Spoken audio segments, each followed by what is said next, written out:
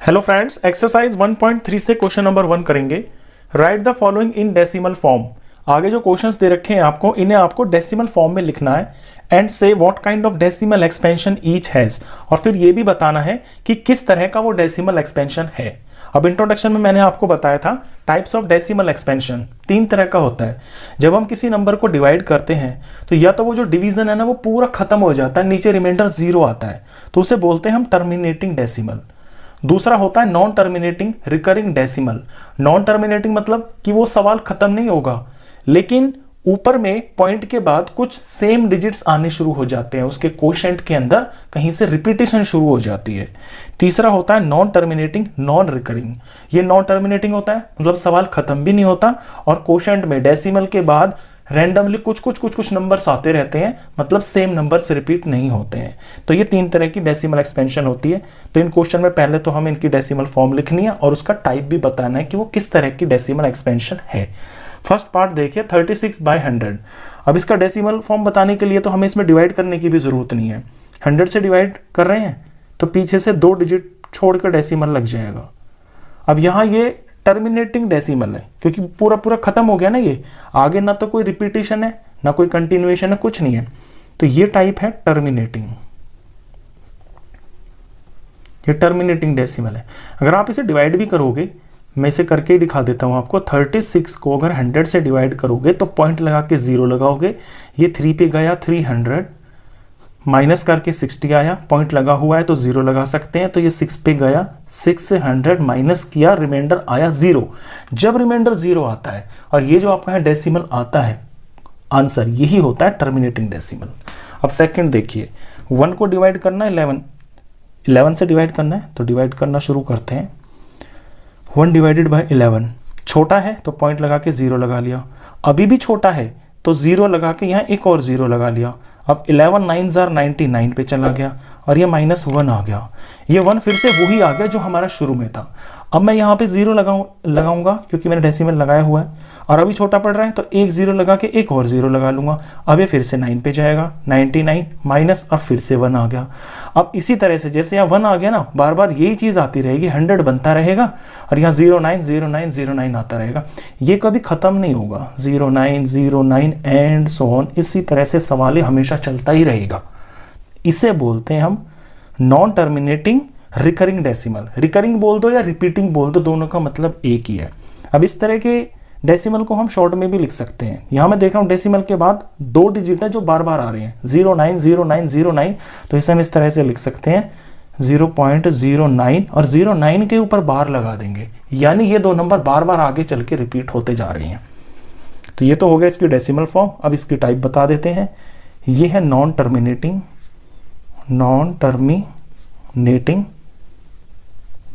Repeating है ये, क्योंकि इसमें रिपीटिशन हो रही है ना, non terminating repeating decimal. Third part देखिए 4 1/8। पहले इसको मैं थोड़ा ठीक कर लेता हूं, मिक्स फ्रैक्शन से इम्प्रॉपर बनाते हैं। 8 4 32 और 1 33 हो गया, 33/8। अब 33 को 8 से डिवाइड कर लेते हैं। 8 4 सीधा 32 होता है, माइनस किया तो 1 आया, पॉइंट लगाकर यहाँ 0 लगाना पड़ेगा।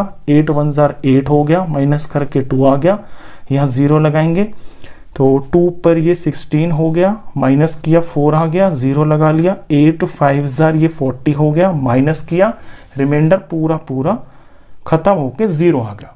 तो ये सवाल पूरा खत्म हो गया। इस तरह के डेसिमल एक्सपेंशन को बोलते हैं टर्मिनेटिंग डेसिमल। तो टर्मिनेटिंग डेसिमल, ये टर्मिनेटिंग डेसिमल और नॉन टर्मिनेटिंग रिपीटिंग डेसिमल ये पॉसिबल होता है आपका रैशनल नंबर्स में, और जो नॉन टर्मिनेटिंग नॉन रिपीटिंग होता है वो इरैशनल नंबर होता है। 3 पार्ट हो गए। 4th पार्ट देखिए, इसमें करना यही है, बस डिवाइड ही करते जाना है आपको, और कुछ खास क्वेश्चन में है नहीं। 3/13 डिवाइड कर लेते हैं 3 को 13 से, तो अंदर में छोटा है, डेसिमल लगाकर 0 लगा लिया। 13 2 26 होता है, ये 26 आ गया, माइनस करके 4 आ गया, 0 लगा लिया, ये 3 पे चला गया है 39, माइनस करके 1 आ गया, 0 लगा लिया, छोटा पड़ रहा है तो एक 0 लगाकर यहाँ फिर से एक 0 लगा लिया, 100 हो गया। अब ये जाएगा 7 पे, 13 7 जार होता है 91, माइनस करके ये 9 आ गया, 0 लगा लिया। अब इसके बाद 90 के नीचे 13 के टेबल में आएगा 78 और ये 6 पे आएगा, 6 पे आ गया 78, माइनस करके यहाँ 12 आएगा, ये 0 लगा लिया। अब 13 के टेबल में 117 आता है 9 पे, तो 117 आ गया और ये 3 आ गया। देखिए फिर से रिपीटिशन यहाँ से शुरू हो जाएगी। हम यहाँ 3 लेके चले थे ना, अब यहाँ 3 आ गया। अब मैं यहाँ पे 0 लगाऊंगा और फिर से 2 पे ये 26 आ जाएगा नीचे, यानी यहीं से रिपीटिशन शुरू हो जाएगी। अब 9 के बाद ना यहाँ आपका 2 ही आएगा, 3 आएगा, 0 7, ऐसे ये चलता रहेगा यहाँ से। तो यहाँ तक जो चीज़ आ गई है ये 9 तक, यहाँ से रिपीट होना शुरू हो गया। तो इसे मैं इस तरह भी लिख सकता हूँ 0.2307 और 6 और 9 इतने पे बार। अब 9 के बाद फिर से ये 230769 शुरू हो जाएगा। तो ये नॉन टर्मिनेटिंग है क्योंकि खत्म तो हो नहीं रहा, और ये रिपीटिंग है क्योंकि यहां से फिर से रिपीटिशन शुरू हो गई है। इसकी टाइप है नॉन टर्मिनेटिंग रिपीटिंग। इसका फिफ्थ पार्ट करते हैं। फिफ्थ पार्ट है 2/17, तो 2 को 17 से डिवाइड करना है। डिवाइड कर लेते हैं, यहाँ पे अंदर में 2 लिखेंगे, यहाँ पे 17 लिखेंगे। छोटा है तो पॉइंट लगा लेते हैं। पॉइंट से इधर कभी भी जो है ना खाली नहीं छोड़ते हैं, तो 0 लगा लेते हैं। पॉइंट लगा के यहाँ 0 लगा लिया। 17 1 जार 17 हो गया, और माइनस करके सॉरी 2/17 है ये 2/17, 2/17 नहीं है, ये 2/11 है। मैंने गलत लिख दिया ये, चलो ठीक कर लेते हैं। ये है 2/11, तो इसको 2 को 11 से डिवाइड करना है। तो ये पॉइंट लगा के 0 लगा लिया। 11 1 जार 11, माइनस करके यहाँ पे 9 आएगा और 0 लगा लिया।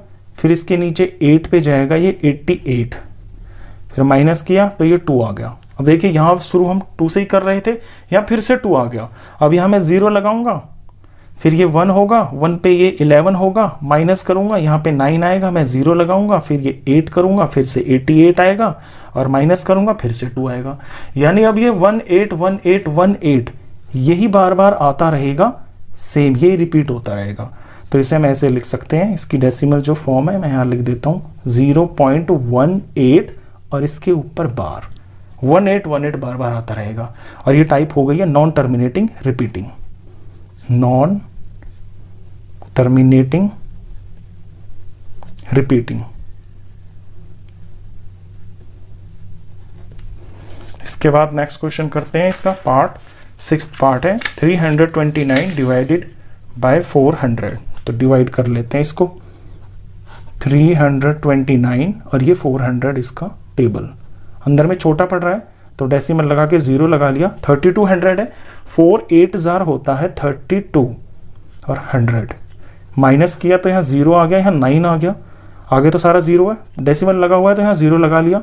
4 2 जार 8 होता है तो 400 2 जार 800 हो गया, माइनस किया ये 100 हो गया, डेसिमल लगा हुआ है तो 0 लगा लिया।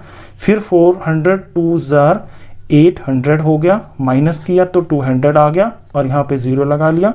400 5 जार होता है 2000, ये पूरा हो गया, नीचे में रिमाइंडर 0 बचा है।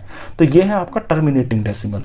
ये तो हो गई है इसकी डेसिमल फॉर्म 0.8225 और इसकी जो टाइप है वो है terminating. Terminating. You know that 1/7 is equal to 0.142857 बार। आपको वैल्यू दे रखी है 1/7 की। Can you predict what the decimal expansions of 2/7, 3/7, 4/7, 5/7, 6/7 are without actually doing the long division? 1/7 की वैल्यू ये है, तो आप क्या इनकी वैल्यू बता सकते हो? और बिना डिवाइड किए बताना है आपको। इफ सो, अगर बता सकते हो तो हाउ, यानी कैसे, तो फिर आप कैसे बताओगे? ठीक है, क्वेश्चन की शुरुआत करते हैं। हम बता सकते हैं 1/7 का डेसिमल एक्सपेंशन ये है, हमें इनका डेसिमल एक्सपेंशन पता करना है और इसी का हम यूज करेंगे 1/7 का। तो जो गिवन है पहले वो देखिए। 1/7 हमें दे रखा है 0.142857 और इसके ऊपर बार। 1 को 7 से डिवाइड करोगे तो आपको ये डेसिमल एक्सपेंशन मिलने वाली है। अब 2/7 की वैल्यू निकालनी है, तो 2/7 तो इस 2/7 को मैं ऐसे भी तो लिख सकता हूं, 2 मल्टीप्लाई 1/7। 1/7 का ट्वाइस ही तो हो गया 2/7। अब 2 को तो मैं अलग रख लेता हूं और मल्टीप्लाई में 1/7 की जो वैल्यू है, जो मेरे को पता है, वो मैं यहां मल्टीप्लाई कर देता हूं। 1/7 की वैल्यू ये है 0.142857 और इसके ऊपर बार। अब जब मैं इसका प्रोडक्ट करूंगा, यहां पे 0.142857 को जब मैं 2 से मल्टीप्लाई करूंगा, जो आएगा वही मेरा आंसर होगा। इसे मल्टीप्लाई आप कर लेना, मैंने ऑलरेडी किया हुआ है। ये आएगा 0.285714 और इसके ऊपर बार भी आएगा।